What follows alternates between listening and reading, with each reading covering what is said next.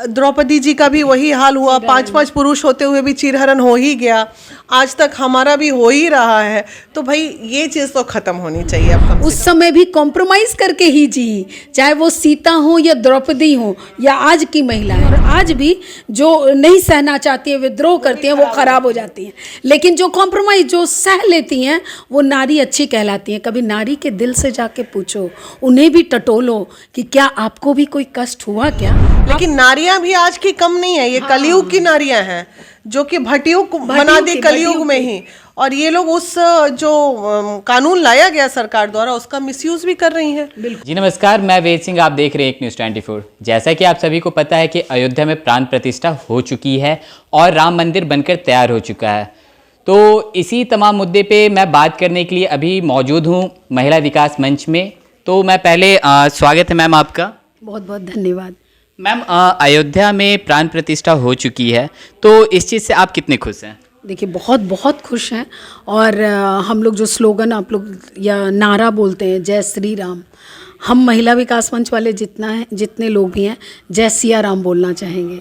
सिया को आगे रखिए, ठीक है। कि ये भी बात सही है कि राम लला का मंदिर बना, बचपन था उनका, बावजूद उसके अगर राम जी के साथ सिया का नाम लग जाता तो और खूबसूरत हो जाता है। लेकिन मैम अभी तो उनका वहाँ पे बाल अवस्था में मतलब अभी मूर्ति वहाँ पे स्थापित किया गया है, तो क्या लगता है कि हमें अभी 15-20 साल 22 साल मतलब इंतजार करने। लल्ला को स्थापित किया, योगी जी जो हैं वो सीता को लेके आएंगे अब वहाँ। अभी दोनों अलग अलग हैं, एक उधर है एक इधर है, जनक। और अब है कि दोनों को एक जगह आना चाहिए। और रही बात सीताराम की, तो भाई डेफिनेटली हमारा इतिहास रहा है कि हम तो महिलाओं पे काम करते हैं, तो पूर्वजों में महिलाओं की भी बात करेंगे।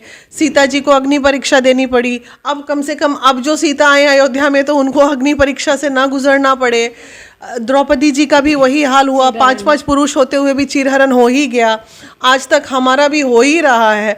तो भाई ये चीज़ तो ख़त्म होनी चाहिए अब कम से कम। मोदी जी के ज़माने में महिलाओं को भी मान सम्मान वो दिलवाए हैं, बहुत दिलवाए हैं, लेकिन अभी भी प्रताड़नाएं से जूझना पड़ता है।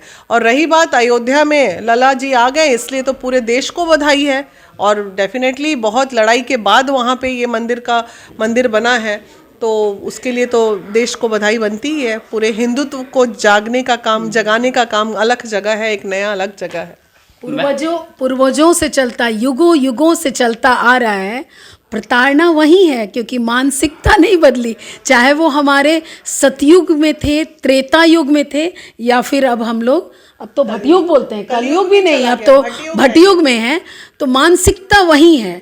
जो स्त्रियां, जो भी नारी हैं, उस समय भी कॉम्प्रोमाइज़ करके ही जी, चाहे वो सीता हो या द्रौपदी हो या आज की महिलाएं, उनको अच्छा बोला जाता था। जो उस वक्त भी विद्रोह कर देती थी वो खराब बोली जाती हैं, और आज भी जो नहीं सहना चाहती है, विद्रोह करती हैं, वो खराब हो जाती हैं।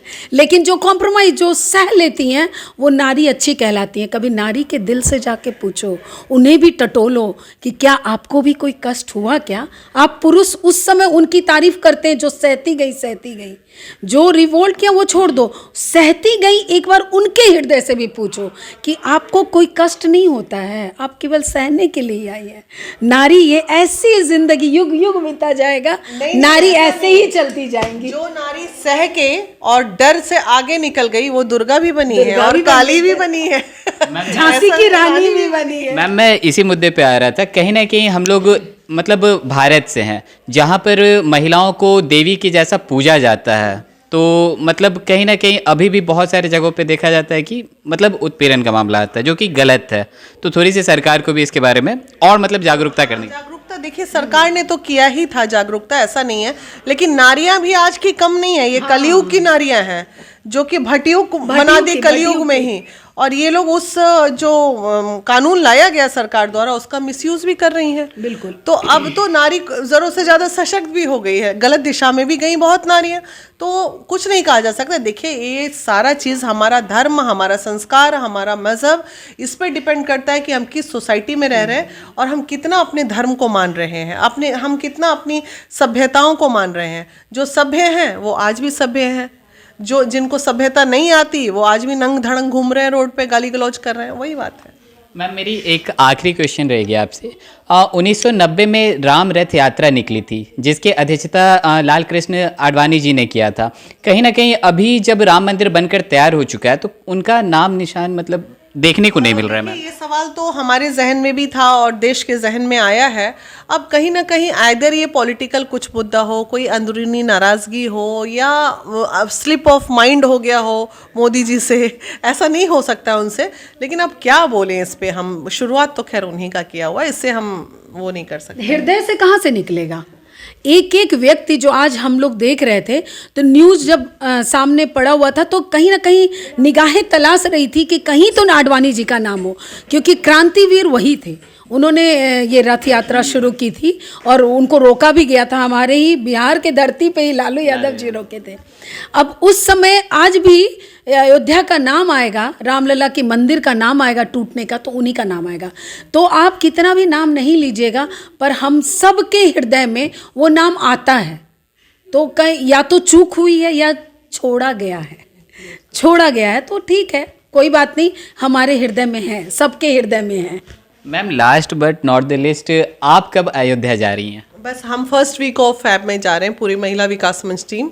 फर्स्ट वीक ऑफ फरवरी में अयोध्या जाएंगे, फिर वहां से जय श्री राम बोलेंगे, जय सिया राम बोलेंगे। जय सिया राम बोलेंगे, हम तो जय श्री राम ही बोलेंगे। तो जैसा कि आपने सुना, जैसे कि अभी अयोध्या में राम मंदिर बन चुका है तो इसको लेके भारत के हर एक कोने में धूम मचा हुआ है। राम भक्तों ने माहौल जो है राममय हो चुका है। तो कहीं ना कहीं और भी ऐसे खबरें देखते रहने के लिए आप देखते रहें एक न्यूज़ 24। मैं वेद सिंह सहयोगी विकास के साथ, पटना।